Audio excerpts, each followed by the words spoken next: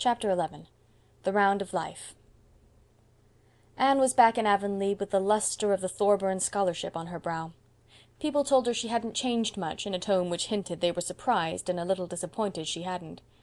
Avonlea had not changed either. At least, so it seemed at first. But as Anne sat in the Green Gables pew on the first Sunday after her return and looked over the congregation, she saw several little changes which, all coming home to her at once, made her realize that time did not quite stand still, even in Avonlea. A new minister was in the pulpit. In the pews, more than one familiar face was missing forever. Old Uncle Abe, his prophesying over and done with; Mrs. Peter Sloane, who had sighed, it was to be hoped, for the last time; Timothy Cotton, who, as Mrs. Rachel Lynde said, had actually managed to die at last, after practising at it for 20 years; and old Josiah Sloane, whom nobody knew in his coffin because he had his whiskers neatly trimmed, were all sleeping in the little graveyard behind the church. And Billy Andrews was married to Nettie Blewett. They appeared out that Sunday. When Billy, beaming with pride and happiness, showed his beplumed and besilked bride into the Harmon Andrews pew, Anne dropped her lids to hide her dancing eyes. She recalled the stormy winter night of the Christmas holidays when Jane had proposed for Billy. He certainly had not broken his heart over his rejection. Anne wondered if Jane had also proposed to Nettie for him, or if he had mustered enough spunk to ask the fateful question himself. All the Andrews family seemed to share in his pride and pleasure, from Mrs. Harmon in the pew to Jane in the choir. Jane had resigned from the Avonlea school and intended to go west in the fall. "Can't get a beau in Avonlea, that's what," said Mrs. Rachel Lynde scornfully. "Says she thinks she'll have better health out west. I never heard her health was poor before." "Jane is a nice girl," Anne had said loyally. "She never tried to attract attention as some did." "Oh, she never chased the boys, if that's what you mean," said Mrs. Rachel. "But she'd like to be married, just as much as anybody, that's what. What else would take her out west to some forsaken place whose only recommendation is that men are plenty and women scarce? Don't you tell me." But it was not at Jane Anne gazed that day in dismay and surprise. It was at Ruby Gillis, who sat beside her in the choir.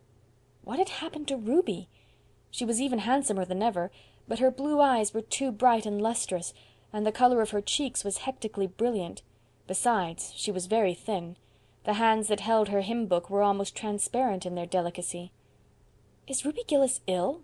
Anne asked of Mrs. Lynde as they went home from church. "Ruby Gillis is dying of galloping consumption," said Mrs. Lynde bluntly. "Everybody knows it except herself and her family. They won't give in. If you ask them, she's perfectly well. She hasn't been able to teach since she had that attack of congestion in the winter, but she says she's going to teach again in the fall, and she's after the White Sands School. She'll be in her grave, poor girl, when White Sands School opens, that's what." Anne listened in shocked silence. Ruby Gillis, her old school chum, dying? Could it be possible? Of late years they had grown apart, but the old tie of schoolgirl intimacy was there, and made itself felt sharply in the tug the news gave at Anne's heartstrings. Ruby, the brilliant, the merry, the coquettish. It was impossible to associate the thought of her with anything like death. She had greeted Anne with gay cordiality after church, and urged her to come up the next evening. "I'll be away Tuesday and Wednesday evenings," she had whispered triumphantly. "There's a concert at Carmody and a party at White Sands. Herb Spencer is going to take me. He's my latest. Be sure to come up tomorrow. I'm dying for a good talk with you. I want to hear all about your doings at Redmond." Anne knew that Ruby meant that she wanted to tell Anne all about her own recent flirtations, but she promised to go, and Diana offered to go with her. "I've been wanting to go see Ruby for a long while," she told Anne when they left Green Gables the next evening, "but I really couldn't go alone. It's so awful to hear Ruby rattling on as she does, and pretending there is nothing the matter with her, even when she can hardly speak for coughing. She's fighting so hard for her life, and yet she hasn't any chance at all, they say." The girls walked silently down the red twilit road. The robins were singing vespers in the high treetops, filling the golden air with their jubilant voices. The silver fluting of the frogs came from marshes and ponds, over fields where seeds were beginning to stir with life and thrill to the sunshine and rain that had drifted over them. The air was fragrant with the wild, sweet, wholesome smell of young raspberry copses. White mists were hovering in the silent hollows, and violet stars were shining bluely on the brooklands. "What a beautiful sunset," said Diana. "Look, Anne, it's just like a land in itself, isn't it?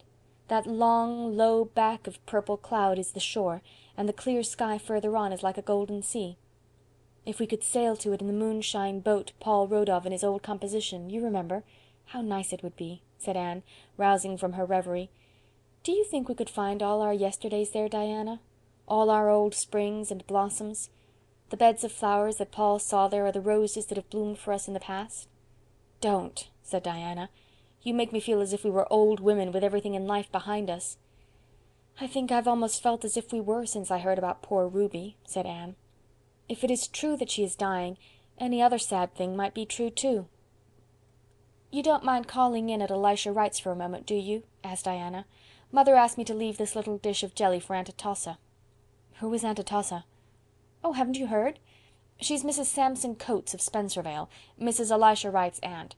She's father's aunt too. Her husband died last winter and she was left very poor and lonely, so the Wrights took her to live with them. Mother thought we ought to take her, but father put his foot down. Live with Aunt Atossa he would not." "Is she so terrible?" asked Anne absently. "You'll probably see what she's like before we can get away," said Diana significantly. "Father says she has a face like a hatchet, it cuts the air, but her tongue is sharper still." Late as it was, Aunt Atossa was cutting potato sets in the Wright kitchen. She wore a faded old wrapper and her grey hair was decidedly untidy. Aunt Atossa did not like being caught in a kilter, so she went out of her way to be disagreeable. "Oh, so you're Anne Shirley," she said, when Diana introduced Anne. "I've heard of you." Her tone implied that she had heard nothing good. "Mrs. Andrews was telling me you were home. She said you had improved a good deal." There was no doubt Aunt Atossa thought there was plenty of room for further improvement. She ceased not from cutting sets with much energy. "Is it any use to ask you to sit down?" she inquired sarcastically. "Of course, there's nothing very entertaining here for you. The rest are all away." "Mother sent you this little pot of rhubarb jelly," said Diana pleasantly.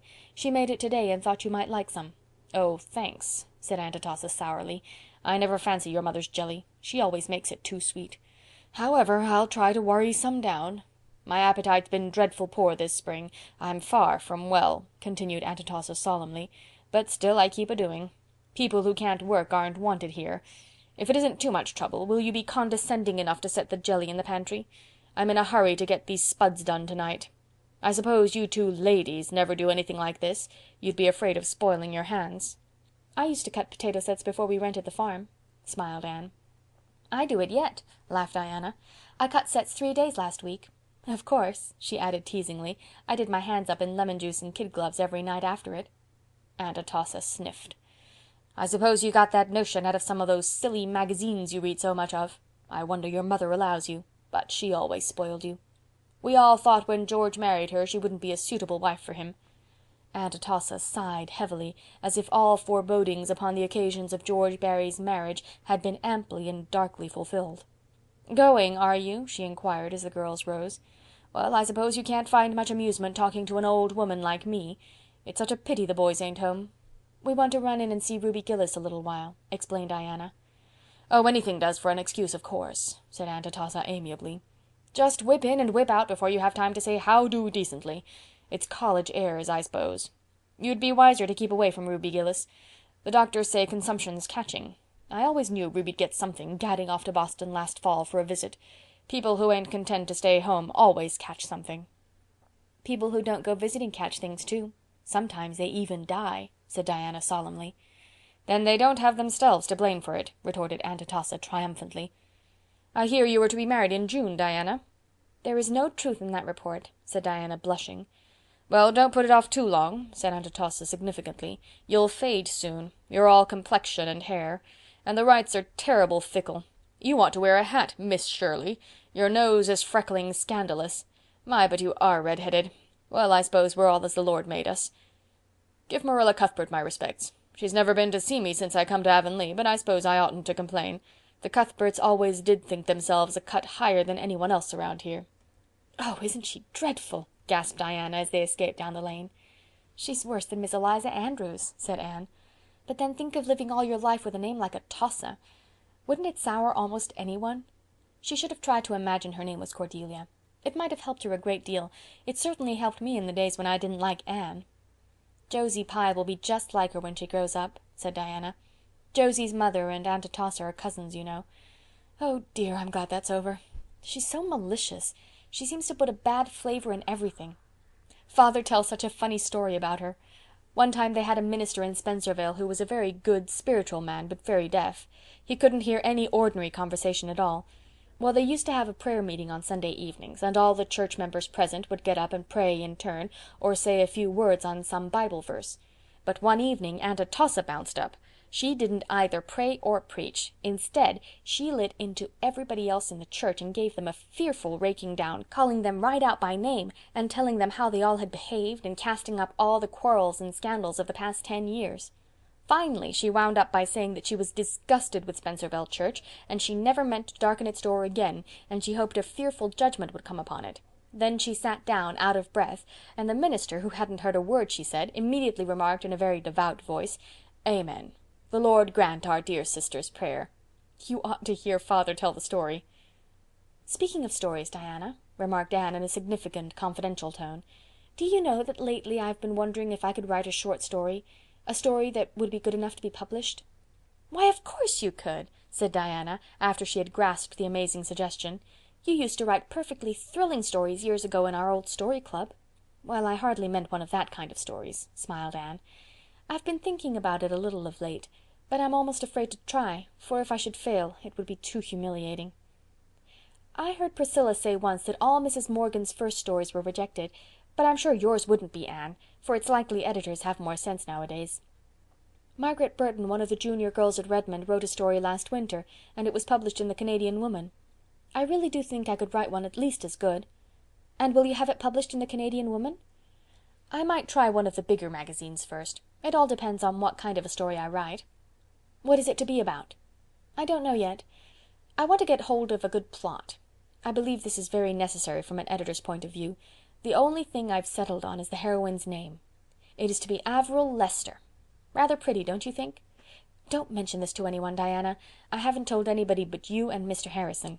He wasn't very encouraging. He said there was far too much trash written nowadays as it was, and he'd expected something better of me after a year at college." "What does Mr. Harrison know about it?" demanded Diana scornfully. They found the Gillis home gay with lights and callers. Leonard Kimball of Spencervale and Morgan Bell of Carmody were glaring at each other across the parlor. Several merry girls had dropped in. Ruby was dressed in white, and her eyes and cheeks were very brilliant. She laughed and chattered incessantly, and after the other girls had gone, she took Anne upstairs to display her new summer dresses. "I've a blue silk to make up yet, but it's a little heavy for summer wear. I think I'll leave it until the fall. I'm going to teach in White Sands, you know. How do you like my hat? That one you had on in church yesterday was real dinky, but I like something brighter for myself. Did you notice those two ridiculous boys downstairs? They've both come determined to sit each other out. I don't care a single bit about either of them, you know. Herb Spencer is the one I like. Sometimes I really do think he's Mr. Right. At Christmas I thought the Spencervale schoolmaster was that, but I found out something about him that turned me against him. He nearly went insane when I turned him down. I wish those two boys hadn't come tonight. I wanted to have a nice good talk with you, Anne, and tell you such heaps of things. You and I were always good chums, weren't we?" Ruby slipped her arm about Anne's waist with a shallow little laugh. But just for a moment their eyes met, and behind all the luster of Ruby's, Anne saw something that made her heart ache. "Come up often, won't you, Anne?" whispered Ruby. "Come alone. I want you." "Are you feeling quite well, Ruby?" "Me? Why, I'm perfectly well. I never felt better in my life. Of course that congestion last winter pulled me down a little, but just see my color. I don't look much like an invalid, I'm sure." Ruby's voice was almost sharp. She pulled her arm away from Anne as if in resentment and ran downstairs, where she was gayer than ever, apparently so much absorbed in bantering her two swains that Diana and Anne felt rather out of it and soon went away. Chapter 12. Averil's Atonement. "What are you dreaming of, Anne?" The two girls were loitering one evening in a fairy hollow of the brook. Ferns nodded in it, and little grasses were green, and wild pears hung finely scented white curtains around it. Anne roused herself from her reverie with a happy sigh. "I was thinking out my story, Diana." "Oh, have you really begun it?" cried Diana, all alight with eager interest in a moment. "Yes. I have only a few pages written, but I have it all pretty well thought out. I've had such a time to get a suitable plot. None of the plots that suggested themselves suited a girl named Avril." "Couldn't you have changed her name?" No, the thing was impossible. I tried to, but I couldn't do it, any more than I could change yours. Avril was so real to me that no matter what other name I tried to give her, I just thought of her as Avril behind it all. But finally I got a plot that matched her. Then came the excitement of choosing names for all my characters. You have no idea how fascinating that is. I've lain awake for hours thinking over those names. The hero's name is Percival Dalrymple. Have you named all the characters? Asked Diana wistfully. If you hadn't, I was going to ask you to let me name one, just some unimportant person. I'd feel as if I had a share in the story then. You may name the little hired boy who lived with the Lesters, conceded Anne. He is not very important, but he is the only one left unnamed. Call him Raymond Fitzosborne, suggested Diana, who had a store of such names laid away in her memory, relics of the old Story Club, which she and Anne and Jane Andrews and Ruby Gillis had had in their school days. Anne shook her head doubtfully. I'm afraid that is too aristocratic a name for a chore boy, Diana. I couldn't imagine a Fitzosborne feeding pigs and picking up chips, could you? Diana didn't see why, if you had an imagination at all, you couldn't stretch it to that extent, but probably Anne knew best, and the chore boy was finally christened Robert Ray, to be called Bobby should occasion require. How much do you suppose you'll get for it? Asked Diana. But Anne had not thought about this at all. She was in pursuit of fame, not filthy lucre, and her literary dreams were as yet untainted by mercenary considerations. You'll let me read it, won't you? Pleaded Diana. When it is finished, I'll read it to you and Mr. Harrison, and I shall want you to criticize it severely. No one else shall see it until it is published. How are you going to end it, happily or unhappily? I'm not sure. I'd like it to end unhappily, because that would be so much more romantic, but I understand editors have a prejudice against sad endings. I heard Professor Hamilton say once that nobody but a genius should try to write an unhappy ending, and, concluded Anne modestly, I am anything but a genius. Oh, I like happy endings best. You'd better let him marry her, said Diana, who, especially since her engagement to Fred, thought this was how every story should end. But you like to cry over stories. Oh, yes, in the middle of them, but I like everything to come out right at last. I must have one pathetic scene in it, said Anne thoughtfully. I might let Robert Ray be injured in an accident and have a death scene. No, you mustn't kill Bobby off, declared Diana, laughing. He belongs to me, and I want him to live and flourish. Kill somebody else if you have to. For the next fortnight Anne writhed or revelled, according to mood, in her literary pursuits. Now she would be jubilant over a brilliant idea, now despairing because some contrary character would not behave properly. Diana could not understand this. Make them do as you want them to, she said. I can't, mourned Anne. Avril is such an unmanageable heroine. She will do and say things I never meant her to. Then that spoils everything that went before, and I have to write it all over again. Finally, however, the story was finished, and Anne read it to Diana in the seclusion of the porch gable. She had achieved her pathetic scene without sacrificing Robert Ray, and she kept a watchful eye on Diana as she read it. Diana rose to the occasion and cried properly, but when the end came, she looked a little disappointed. "Why did you kill Maurice Lennox?" she asked reproachfully. "He was the villain," protested Anne. "He had to be punished." "I like him best of them all," said unreasonable Diana. "Well, he's dead, and he'll have to stay dead," said Anne rather resentfully. "If I'd let him live, he'd have gone on persecuting Avril and Percival." "Yes, unless you had reformed him." "That wouldn't have been romantic, and besides, it would have made the story too long." "Well, anyway, it's a perfectly elegant story, Anne, and will make you famous, of that I'm sure. Have you got a title for it?" "Oh, I decided on the title long ago. I'll call it Avril's Atonement. Doesn't that sound nice and alliterative? Now, Diana, tell me candidly, do you see any faults in my story?" "Well," hesitated Diana, "that part where Avril makes the cake doesn't seem to me quite romantic enough to match the rest. It's just what anybody might do. Heroines shouldn't do cooking, I think." "Why, that is where the humor comes in, and it is one of the best parts of the whole story," said Anne, and it may be stated that in this she was quite right. Diana prudently refrained from any further criticism, but Mr. Harrison was much harder to please. First he told her there was entirely too much description in the story. "Cut out all those flowery passages," he said unfeelingly. Anne had an uncomfortable conviction that Mr. Harrison was right, and she forced herself to expunge most of her beloved descriptions, though it took 3 rewritings before the story could be pruned down to please the fastidious Mr. Harrison. "I've left out all the descriptions but the sunset," she said at last. "I simply couldn't let it go. It was the best of them all."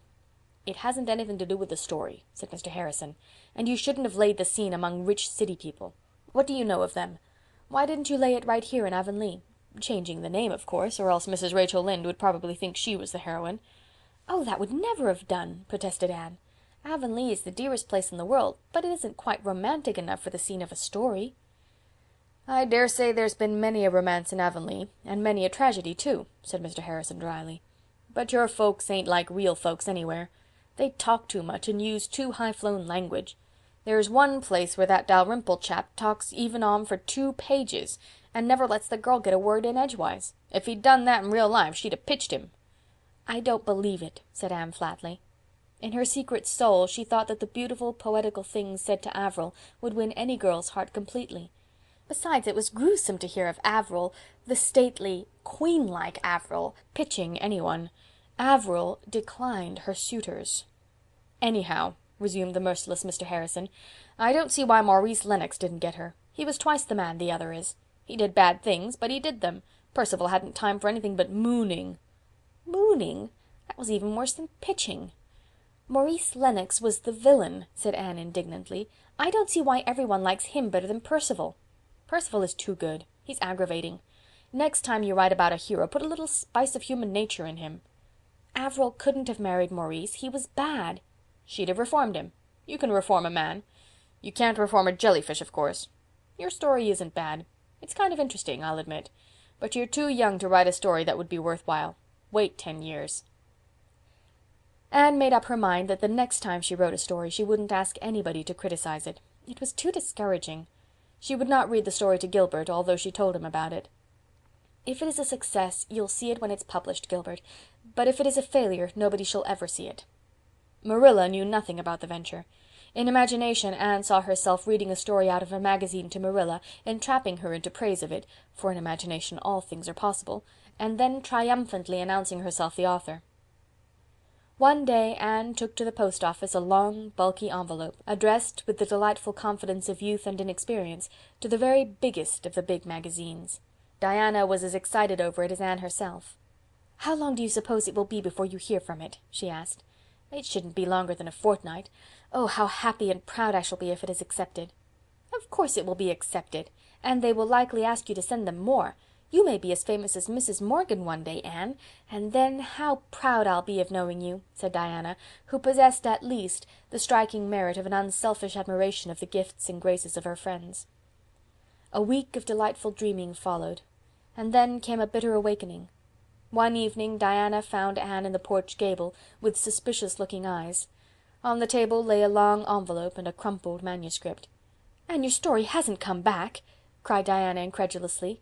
"Yes, it has," said Anne shortly. "Well, that editor must be crazy. What reason did he give?" "No reason at all. There is just a printed slip saying that it wasn't found acceptable." "I never thought much of that magazine anyway," said Diana hotly. "The stories in it are not half as interesting as those in the Canadian Woman, although it costs so much more. I suppose the editor is prejudiced against anyone who isn't a Yankee. Don't be discouraged, Anne. Remember how Mrs. Morgan's stories came back. Send yours to the Canadian Woman." "I believe I will," said Anne, plucking up heart. "And if it is published I'll send that American editor a marked copy. But I'll cut the sunset out. I believe Mr. Harrison was right." Out came the sunset. But in spite of this heroic mutilation, the editor of the Canadian Woman sent Averil's atonement back so promptly that the indignant Diana declared that it couldn't have been read at all, and vowed she was going to stop her subscription immediately. Anne took this second rejection with the calmness of despair. She locked the story away in the garret trunk where the old Story Club tales reposed, but first she yielded to Diana's entreaties and gave her a copy. "This is the end of my literary ambitions," she said bitterly. She never mentioned the matter to Mr. Harrison, but one evening he asked her bluntly if her story had been accepted. "No, the editor wouldn't take it," she answered briefly. Mr. Harrison looked sideways at the flushed, delicate profile. "Well, I suppose you'll keep on writing them," he said encouragingly. "No, I shall never try to write a story again," declared Anne with the hopeless finality of 19, when a door is shut in its face. "I wouldn't give up altogether," said Mr. Harrison reflectively. "I'd write a story once in a while, but I wouldn't pester editors with it. I'd write of people and places like I knew, and I'd make my characters talk everyday English, and I'd let the sun rise and set in the usual quiet way without much fuss over the fact. If I had to have villains at all, I'd give 'em a chance, Anne. I'd give 'em a chance. There are some terrible bad men in the world, I suppose, but you'd have to go a long piece to find them, though Mrs. Lynde believes we're all bad. But most of us have got a little decency somewhere in us. Keep on writing, Anne." "No. It was very foolish of me to attempt it. When I'm through Redmond I'll stick to teaching. I can teach. I can't write stories." "It'll be time for you to be getting a husband when you're through Redmond," said Mr. Harrison. "I don't believe in putting marrying off too long, like I did." Anne got up and marched home. There were times when Mr. Harrison was really intolerable. Pitching, mooning, and getting a husband. Ow! Chapter 13. The Way of Transgressors. Davy and Dora were ready for Sunday school. They were going alone, which did not often happen, for Mrs. Lynde always attended Sunday school. But Mrs. Lynde had twisted her ankle and was lame, and so she was staying home this morning. The twins were also to represent the family at church, for Anne had gone away the evening before to spend Sunday with friends in Carmody, and Marilla had one of her headaches. Davy came downstairs slowly. Dora was waiting in the hall for him, having been made ready by Mrs. Lynde. Davy had attended to his own preparations. He had a cent in his pocket for the Sunday school collection, and a 5-cent piece for the church collection. He carried his Bible in one hand and his Sunday school quarterly in the other. He knew his lesson and his golden text and his catechism question perfectly. Had he not studied them, perforce, in Mrs. Lynde's kitchen all last Sunday afternoon? Davy therefore should have been in a placid state of mind. As a matter of fact, despite text and catechism, he was inwardly as a ravening wolf. Mrs. Lynde limped out of her kitchen as he joined Dora. "Are you clean?" she demanded severely. "Yes, all of me that shows," Davy answered with a defiant scowl. Mrs. Rachel sighed. She had her suspicions about Davy's neck and ears, but she knew that if she attempted to make a personal examination Davy would likely take to his heels, and she could not pursue him today. "Well, be sure you behave yourselves," she warned them. "Don't walk in the dust. Don't stop in the porch to talk to the other children. Don't squirm or wriggle in your places. Don't forget the golden text. Don't lose your collection or forget to put it in. Don't whisper at prayer time. And don't forget to pay attention to the sermon." Davy deigned no response. He marched away down the lane, followed by the meek Dora, but his soul seethed within. Davy had suffered, or thought he had suffered, many things at the hands and tongue of Mrs. Rachel Lynde since she had come to Green Gables, for Mrs. Lynde could not live with anybody, whether they were 9 or 90, without trying to bring them up properly. And it was only the preceding afternoon that she had interfered to influence Marilla against allowing Davy to go fishing with the Timothy Cottons. Davy was still boiling over this. As soon as he was out of the lane, Davy stopped and twisted his countenance into such an unearthly and terrific contortion that Dora, although she knew his gifts in that respect, was honestly alarmed lest he should never in the world be able to get it straightened out again. "Darn her!" exploded Davy. "Oh, Davy, don't swear," gasped Dora in dismay. "Darn isn't swearing, not real swearing. And I don't care if it is," retorted Davy recklessly. "Well, if you must say dreadful words, don't say them on Sunday," pleaded Dora.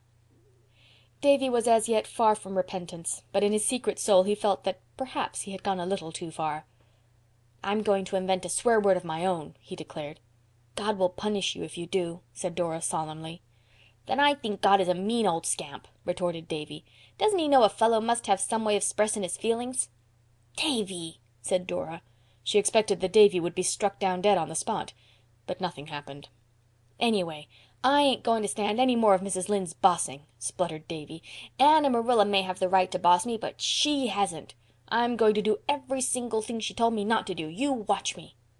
In grim, deliberate silence, while Dora watched him with the fascination of horror, Davy stepped off the green grass of the roadside, ankle deep into the fine dust which 4 weeks of rainless weather had made on the road, and marched along in it, shuffling his feet viciously until he was enveloped in a hazy cloud.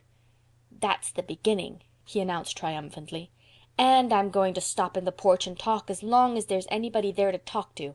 I'm going to squirm and wriggle and whisper, and I'm going to say I don't know the golden text, and I'm going to throw away both of my collections right now." And Davy hurled cent and nickel over Mr. Barry's fence with fierce delight. "Satan made you do that," said Dora reproachfully. "He didn't," cried Davy indignantly. "I just thought it out for myself. And I've thought of something else. I'm not going to go to Sunday school or church at all. I'm going up to play with the Cottons. They told me yesterday they weren't going to Sunday school today 'cause their mother was away and there was nobody to make 'em. Come along, Dora. We'll have a great time." "I don't want to go," protested Dora. "You've got to," said Davy. "If you don't come I'll tell Marilla that Frank Bell kissed you in school last Monday." "I couldn't help it. I didn't know he was going to," cried Dora, blushing scarlet. "Well, you didn't slap him or seem a bit cross," retorted Davy. "I'll tell her that, too, if you don't come. We'll take the short cut up this field." "I'm afraid of those cows," protested poor Dora, seeing a prospect of escape. "The very idea of your being scared of those cows," scoffed Davy. "Why, they're both younger than you." "They're bigger," said Dora. "They won't hurt you. Come along now. This is great. When I grow up I ain't going to bother going to church at all. I believe I can get to heaven by myself." "You'll go to the other place if you break the Sabbath day," said unhappy Dora, following him sorely against her will. But Davy was not scared. Yet. Hell was very far off and the delights of a fishing expedition with the Cottons were very near. He wished Dora had more spunk. She kept looking back as if she were going to cry every minute, and that spoiled a fellow's fun. Hang girls anyway. Davy did not say darn this time, even in thought. He was not sorry yet that he had said it once, but it might be as well not to tempt the unknown powers too far on one day. The small Cottons were playing in their backyard and hailed Davy's appearance with whoops of delight. Pete, Tommy, Adolphus, and Mirabel Cotton were all alone. Their mother and older sisters were away. Dora was thankful Mirabel was there, at least. She had been afraid she would be alone in a crowd of boys. Mirabel was almost as bad as a boy. She was so noisy and sunburned and reckless, but at least she wore dresses. "We've come to go fishing," announced Davy. "Woo!" yelled the Cottons. They rushed away to dig worms at once, Mirabel leading the van with a tin can. Dora could have sat down and cried. Oh, if only that hateful Frank Bell had never kissed her! Then she could have defied Davy and gone to her beloved Sunday school. They dared not, of course, go fishing on the pond, where they would be seen by people going to church. They had to resort to the brook in the woods behind the Cotton house, but it was full of trout, and they had a glorious time that morning. At least, the Cottons certainly had, and Davy seemed to have it. Not being entirely bereft of prudence, he had discarded boots and stockings and borrowed Tommy Cotton's overalls. Thus accoutered, bog and marsh and undergrowth had no terrors for him. Dora was frankly and manifestly miserable. She followed the others in their peregrinations from pool to pool, clasping her Bible and Quarterly tightly, and thinking with bitterness of soul of her beloved class, where she would be sitting that very moment before a teacher she adored. Instead, here she was roaming the woods with those half-wild Cottons, trying to keep her boots clean and her pretty white dress free from rents and stains. Mirabel had offered the loan of an apron, but Dora had scornfully refused. The trout bit, as they always do on Sundays. In an hour the transgressors had all the fish they wanted, so they returned to the house, much to Dora's relief. She sat primly on a hen coop in the yard while the others played an uproarious game of tag, and then they all climbed to the top of the pig house roof and cut their initials on the saddleboard. The flat-roofed hen house and a pile of straw beneath gave Davy another inspiration. They spent a splendid half-hour climbing on the roof and diving off into the straw with whoops and yells. But even unlawful pleasures must come to an end. When the rumble of wheels over the pond bridge told that people were going home from church, Davy knew they must go. He discarded Tommy's overalls, resumed his own rightful attire, and turned away from his string of trout with a sigh. No use to think of taking them home. "Well, hadn't we a splendid time?" he demanded defiantly as they went down the hill field. "I hadn't," said Dora flatly, "and I don't believe you had really, either," she added with a flash of insight that was not to be expected of her. "I had so," cried Davy, but in the voice of one who doth protest too much. "No wonder you hadn't, just sitting there like a mule." "I ain't going to associate with the Cottons," said Dora loftily. "The Cottons are all right," retorted Davy, "and they have far better times than we have. They do just as they please and say just what they like before everybody. I'm going to do that too after this." "There are lots of things you wouldn't dare say before everybody," averred Dora. "No, there isn't." "There is too. Would you," demanded Dora gravely, "would you say tomcat before the minister?" This was a staggerer. Davy was not prepared for such a concrete example of the freedom of speech. But one did not have to be consistent with Dora. "Of course not," he admitted sulkily. "Tomcat isn't a holy word. I wouldn't mention such an animal before a minister at all." "But if you had to?" persisted Dora. "I'd call it a Thomas Pussy," said Davy. "I think gentleman cat would be more polite," reflected Dora. "You thinking!" retorted Davy with withering scorn. Davy was not feeling comfortable, though he would have died before he admitted it to Dora. Now that the exhilaration of truant delights had died away, his conscience was beginning to give him salutary twinges. After all, perhaps it would have been better to have gone to Sunday school and church. Mrs. Lynde might be bossy, but there was always a box of cookies in her kitchen cupboard, and she was not stingy. At this inconvenient moment Davy remembered that when he had torn his new school pants the week before, Mrs. Lynde had mended them beautifully and never said a word to Marilla about them. But Davy's cup of iniquity was not yet full. He was to discover that one sin demands another to cover it. They had dinner with Mrs. Lynde that day, and the first thing she asked Davy was, "Were all your class in Sunday school today?" "Yes'm," said Davy with a gulp. "All were there, 'cept one." "Did you say your golden text and catechism?" "Yes'm." "Did you put your collection in?" "Yes'm." "Was Mrs. Malcolm MacPherson in church?" "I don't know." This at least was the truth, thought wretched Davy. "Was the Ladies' Aid announced for next week?" "Yes'm," quakingly. "Was prayer meeting?" I don't know." "You should know. You should listen more attentively to the announcements. What was Mr. Harvey's text?" Davy took a frantic gulp of water and swallowed it and the last protest of conscience together. He glibly recited an old golden text learned several weeks ago. Fortunately Mrs. Lynde now stopped questioning him, but Davy did not enjoy his dinner. He could only eat one helping of pudding. "What's the matter with you?" demanded justly astonished Mrs. Lynde. "Are you sick?" "No," muttered Davy. "You look pale. You'd better keep out of the sun this afternoon," admonished Mrs. Lynde. "Do you know how many lies you told Mrs. Lynde?" asked Dora reproachfully as soon as they were alone after dinner. Davy, goaded to desperation, turned fiercely. "I don't know and I don't care," he said. "You just shut up, Dora Keith." Then poor Davy betook himself to a secluded retreat behind the woodpile to think over the way of transgressors. Green Gables was wrapped in darkness and silence when Anne reached home. She lost no time going to bed, for she was very tired and sleepy. There had been several Avonlea jollifications the preceding week involving rather late hours. Anne's head was hardly on her pillow before she was half asleep, but just then her door was softly opened and a pleading voice said, "Anne." Anne sat up drowsily. "Davy, is that you? What is the matter?" A white-clad figure flung itself across the floor and onto the bed. "Anne," sobbed Davy, getting his arms about her neck, "I'm awful glad you're home. I couldn't go to sleep till I'd told somebody." "Told somebody what?" "How miserable I am." "Why are you miserable, dear?" "'Cause I was so bad today, Anne. Oh, I was awful bad. Badder'n I've ever been yet." "What did you do?" "Oh, I'm afraid to tell you. You'll never like me again, Anne. I couldn't say my prayers tonight. I couldn't tell God what I'd done. I was shamed to have him know." "But he knew anyway, Davy." "That's what Dora said. I thought p'raps he mightn't have noticed just at the time. Anyway, I'd rather tell you first." "What is it you did?" Out it all came in a rush. "I run away from Sunday school and went fishing with the Cottons, and I told ever so many whoppers to Mrs. Lynde, oh, most half a dozen, and I said a swear word, Anne, a pretty near swear word anyhow, and I called God names." There was silence. Davy didn't know what to make of it. Was Anne so shocked that she would never speak to him again? "Anne, what are you going to do to me?" he whispered. "Nothing, dear. You've been punished already, I think." "No, I haven't. Nothing's been done to me." "You've been very unhappy ever since you did wrong, haven't you?" "You bet," said Davy emphatically. "That was your conscience punishing you, Davy." "What's my conscience? I want to know." "It's something in you, Davy, that always tells you when you are doing wrong and makes you unhappy if you persist in doing it. Haven't you noticed that?" "Yes, but I didn't know what it was. I wish I didn't have it. I'd have lots more fun. Where is my conscience, Anne? I want to know. Is it in my stomach?"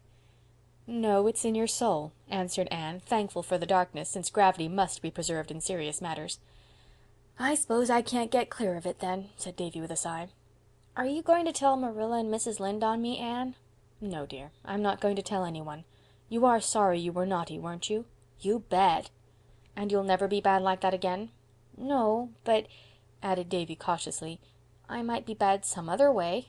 "You won't say naughty words or run away on Sundays or tell falsehoods to cover up your sins?" "Nope, it doesn't pay," said Davy. "Well, Davy, just tell God you are sorry and ask him to forgive you." "Have you forgiven me, Anne?" "Yes, dear."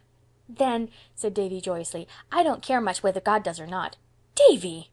"Oh, I'll ask him," said Davy quickly, scrambling off the bed, convinced by Anne's tone that he must have said something dreadful. "I don't mind asking him, Anne. Please God, I'm awfully sorry I behaved bad today, and I'll try to be good on Sundays always, and please forgive me. There now, Anne. Well now, run off to bed like a good boy." "All right. Say, I don't feel miserable any more. I feel fine. Good night." "Good night." Anne slipped down on her pillows with a sigh of relief. Oh, how sleepy she was. In another second— "Anne!" Davy was back again by her bed. Anne dragged her eyes open. "What is it now, dear?" she asked, trying to keep a note of impatience out of her voice. "Anne, have you ever noticed how Mr. Harrison spits? Do you suppose if I practice hard I can learn to spit just like him?" Anne sat up. "Davy Keith," she said, "go straight to your bed and don't let me catch you out of it again tonight. Go, now." Davy went, and stood not upon the order of his going. Chapter 14. The Summons. Anne was sitting with Ruby Gillis in the Gillis' garden after the day had crept lingeringly through it and was gone. It had been a warm, smoky summer afternoon. The world was in a splendor of outflowering. The idle valleys were full of hazes. The woodways were pranked with shadows, and the fields with the purple of the asters. Anne had given up a moonlight drive to the White Sands beach that she might spend the evening with Ruby. She had so spent many evenings that summer, although she often wondered what good it did anyone, and sometimes went home deciding that she could not go again. Ruby grew paler as the summer waned. The White Sands school was given up. Her father thought it better that she shouldn't teach till New Year's, and the fancy work she loved oftener and oftener fell from hands grown too weary for it. But she was always gay, always hopeful, always chattering and whispering of her beaux and their rivalries and despairs. It was this that made Anne's visits hard for her. What had once been silly or amusing was gruesome now. It was death peering through a wilful mask of life. Yet Ruby seemed to cling to her, and never let her go until she had promised to come again soon. Mrs. Lynde grumbled about Anne's frequent visits, and declared she would catch consumption. Even Marilla was dubious. "Every time you go to see Ruby you come home looking tired out," she said. "It's so very sad and dreadful," said Anne in a low tone. "Ruby doesn't seem to realize her condition in the least, and yet I somehow feel she needs help, craves it, and I want to give it to her and can't. All the time I'm with her I feel as if I were watching her struggle with an invisible foe, trying to push it back with such feeble resistance as she has. That is why I come home tired." But tonight Anne did not feel this so keenly. Ruby was strangely quiet. She said not a word about parties and drives and dresses and fellows. She lay in the hammock with her untouched work beside her, and a white shawl wrapped about her thin shoulders.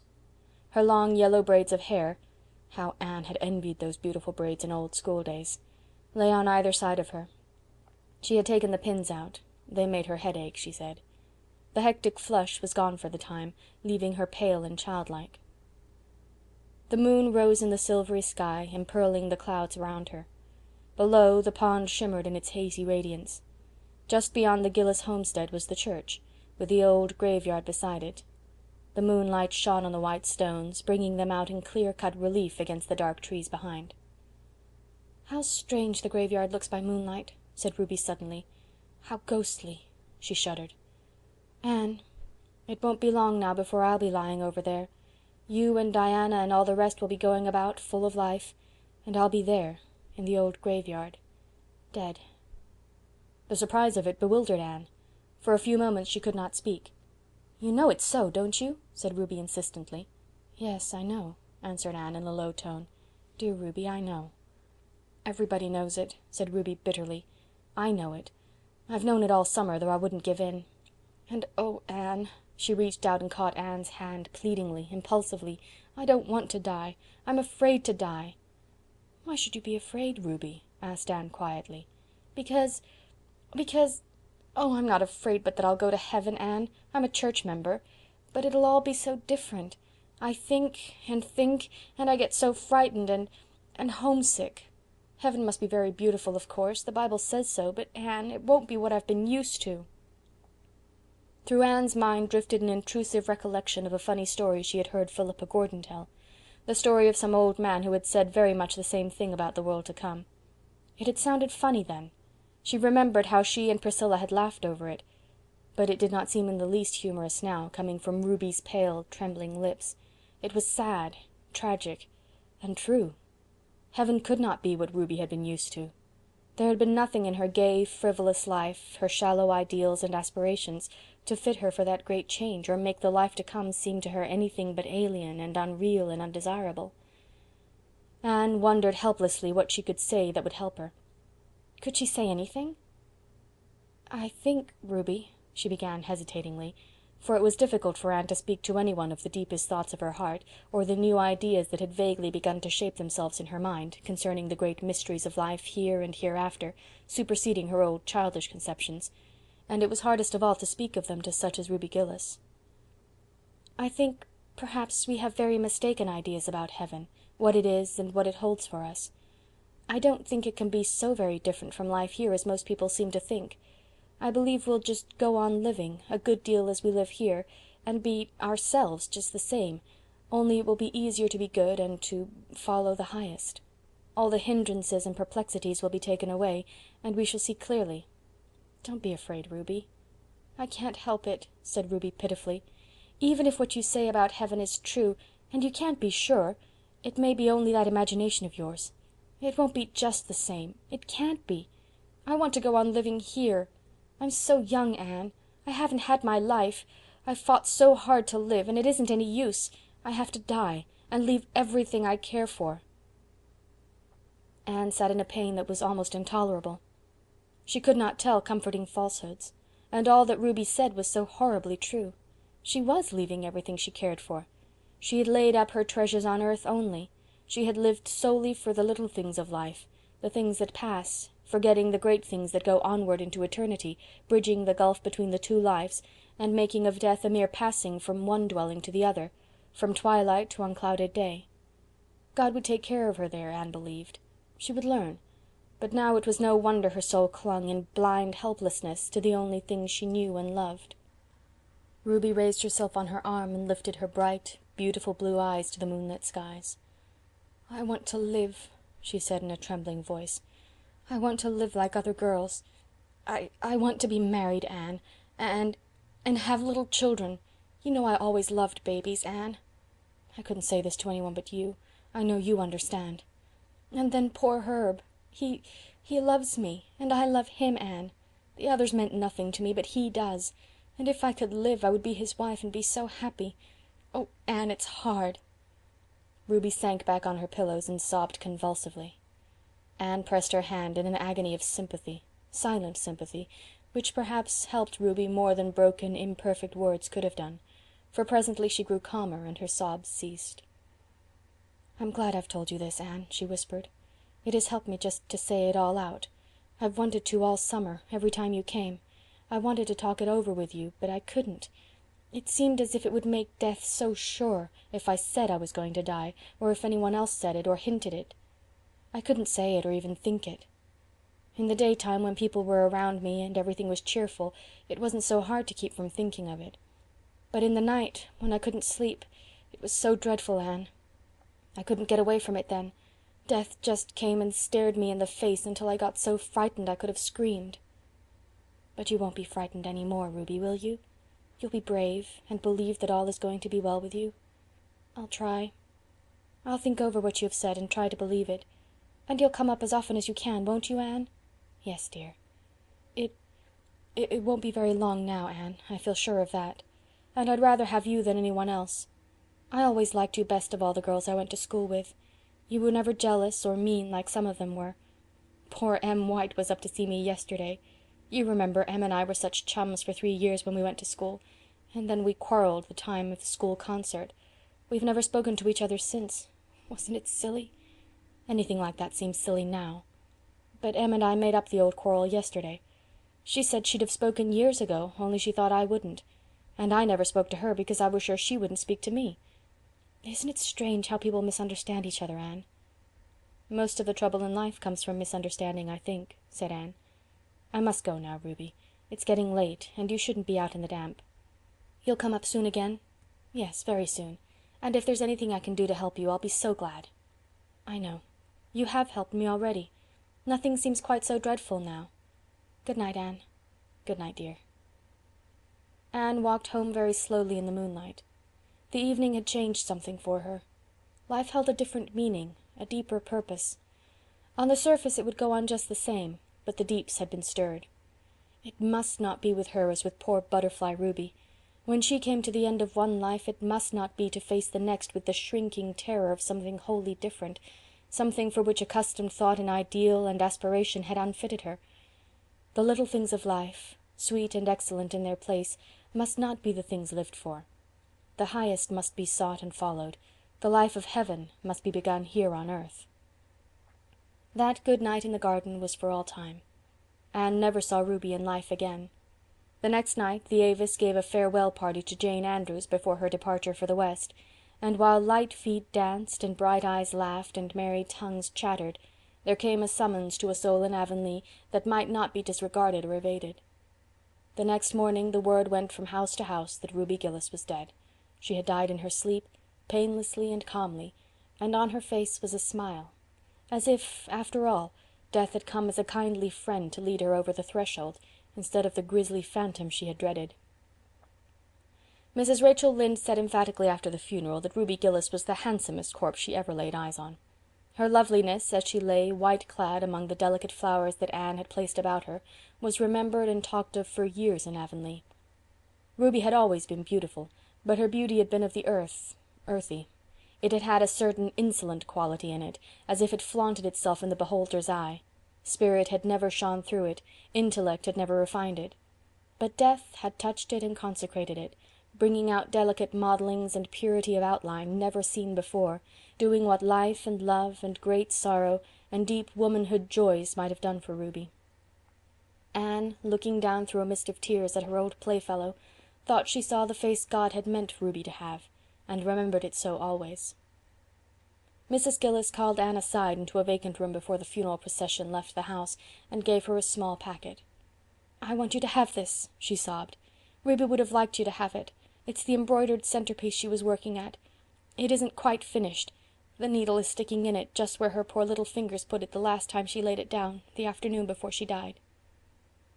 "There's always a piece of unfinished work left," said Mrs. Lynde with tears in her eyes. "But I suppose there's always someone to finish it." "How difficult it is to realize that one we have always known can really be dead," said Anne as she and Diana walked home. "Ruby is the first of our schoolmates to go. One by one, sooner or later, all the rest of us must follow." "Yes, I suppose so," said Diana uncomfortably. She did not want to talk of that. She would have preferred to have discussed the details of the funeral. The splendid white velvet casket Mr. Gillis had insisted on having for Ruby. "The Gillises must always make a splurge, even at funerals," quoth Mrs. Rachel Lynde. Herb Spencer's sad face, the uncontrolled hysteric grief of one of Ruby's sisters, but Anne would not talk of these things. She seemed wrapped in a reverie in which Diana felt lonesomely that she had neither lot nor part. "Ruby Gillis was a great girl to laugh," said Davy suddenly. "Will she laugh as much in heaven as she did in Avonlea, Anne? I want to know." "Yes, I think she will," said Anne. "Oh, Anne!" protested Diana with a rather shocked smile. "Well, why not, Diana?" asked Anne seriously. "Do you think we'll never laugh in heaven?" "Oh, I don't know," floundered Diana. "It doesn't seem just right somehow. You know, it's rather dreadful to laugh in church." "But heaven won't be like church all the time," said Anne. "I hope it ain't," said Davy emphatically. "If it is, I don't want to go. Church is awful dull. Anyway, I don't mean to go for ever so long. I mean to live to be 100 years old, like Mr. Thomas Blewett of White Sands. He says he's lived so long 'cause he always smoked tobacco and it killed all the germs. Can I smoke tobacco pretty soon, Anne?" "No, Davy, I hope you'll never use tobacco," said Anne absently. "What do you feel like if the germs kill me then?" demanded Davy. Chapter 15. A Dream Turned Upside Down. "Just one more week and we go back to Redmond," said Anne. She was happy at the thought of returning to work, classes, and Redmond friends. Pleasing visions were also being woven around Patty's Place. There was a warm, pleasant sense of home in the thought of it, even though she had never lived there. But the summer had been a very happy one too.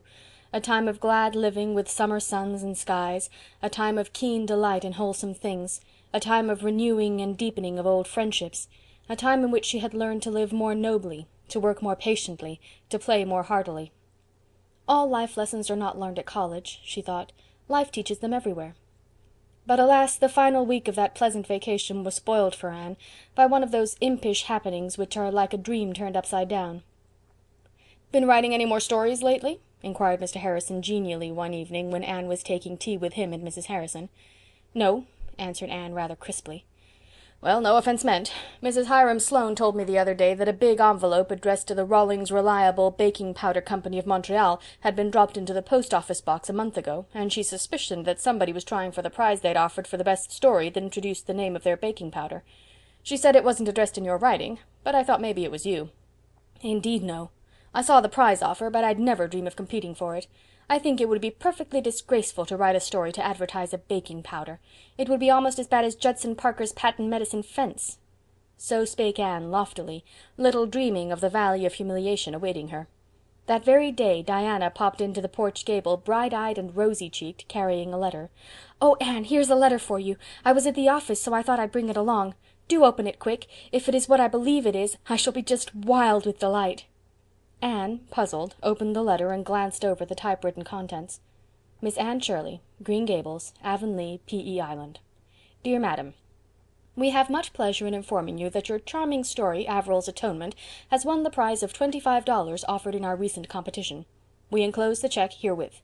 We are arranging for the publication of the story in several prominent Canadian newspapers, and we also intend to have it printed in pamphlet form for distribution among our patrons.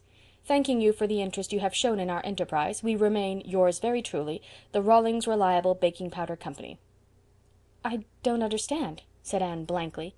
Diana clapped her hands. "Oh, I knew it would win the prize. I was sure of it. I sent your story into the competition, Anne." "Diana Barry!" "Yes, I did," said Diana gleefully, perching herself on the bed. "When I saw the offer I thought of your story in a minute, and at first I thought I'd ask you to send it in, but then I was afraid you wouldn't, you had so little faith left in it, so I just decided I'd send the copy you gave me and say nothing about it.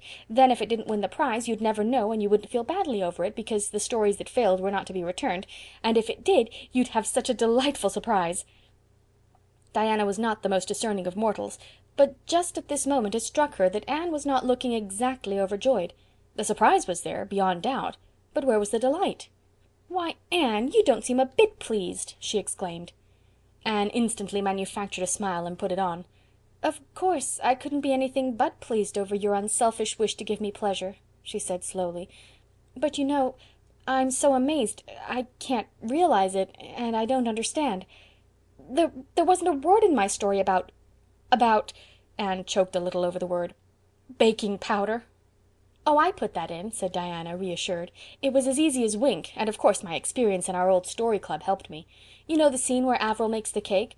Well, I just stated that she used Rawlings Reliable in it, and that was why it turned out so well. And then in the last paragraph, where Percival clasps Avril in his arms and says, 'Sweetheart, the beautiful coming years will bring us the fulfillment of our home of dreams,' I added, 'in which we will never use any baking powder except Rawlings Reliable.'" "Oh," gasped poor Anne, as if someone had dashed cold water on her. "And you've won the $25, continued Diana jubilantly. "Why, I heard Priscilla say once that the Canadian woman only pays $5 for a story." Anne held out the hateful pink slip in shaking fingers. "I can't take it. It's yours by right, Diana. You sent the story in and made the alterations. I would certainly never have sent it, so you must take the check." "I'd like to see myself," said Diana scornfully. "Why, what I did wasn't any trouble. The honor of being a friend of the prize winner is enough for me. Well, I must go. I should have gone straight home from the post office, for we have company, but I simply had to come and hear the news. I'm so glad for your sake, Anne." Anne suddenly bent forward, put her arms about Diana and kissed her cheek.